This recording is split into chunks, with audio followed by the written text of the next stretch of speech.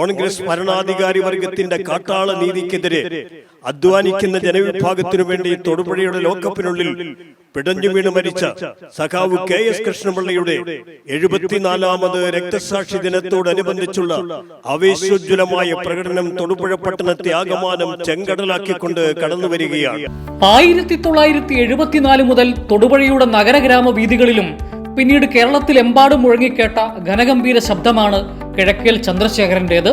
സഖാവ് AKG മരിക്കുമ്പം അതിൻ്റെ അനുശോചന സമ്മേളനത്തിന് സഖാവ് PP മുഹമ്മദും ഞാനും കൂടെ ഒന്നിച്ചാണ് അനൗൺസ്മെൻറ്റ് ചെയ്തത്.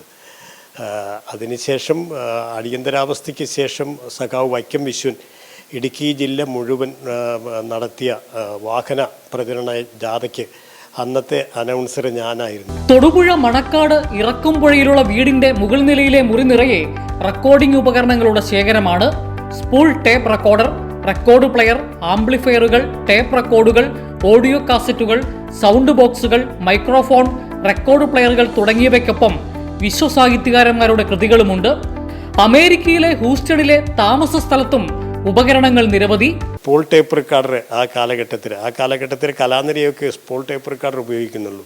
അങ്ങനെ സ്പൂൾ ടേപ്പ് റെക്കോർഡറൊക്കെ ഞാൻ സംഘടിപ്പിച്ച് എൻ്റെ അനൗൺസ്മെൻറ്റ് സ്പൂൾ ടേപ്പ് റെക്കോർഡിൽ റെക്കോർഡ് ചെയ്തിട്ട് പിന്നെ കാസറ്റിലേക്ക് ആക്കുകയും അതിനുശേഷം കമ്പ്യൂട്ടർ വന്നു കഴിഞ്ഞപ്പോഴത്തേക്കും അതിൻ്റെ സോഫ്റ്റ്വെയറുകൾ ഞാൻ പഠിക്കുകയും അങ്ങനെ കമ്പ്യൂട്ടറിൽ റെക്കോർഡ് ചെയ്ത് CD-യിൽ റെക്കോർഡ് ചെയ്ത് അങ്ങനെ പ്ലേ ചെയ്യുക. അമേരിക്കയിൽ പ്രവാസ ജീവിതം നയിക്കുമ്പോഴും ഒരു കാലത്ത് തന്റെ അന്നമായിരുന്ന തൊഴിൽ ഒരു പാഷനായി കൊണ്ടു നടക്കുകയാണ് ചന്ദ്രശേഖരൻ.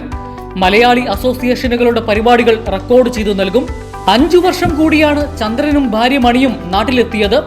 കാലമേറെ കടന്നെങ്കിലും ഭൂതകാലം മറക്കാൻ ഈ 69-കാരനാവില്ല. അരനൂറ്റാണ്ട് പിന്നിടുന്ന ശബ്ദ സൗകുമാര്യത്തിന് കൈരളി ന്യൂസിന്റെയും ആദരം. ജോസിൽ സെബാസ്റ്റ്യൻ, കൈരളി ന്യൂസ്, ഇടുക്കി.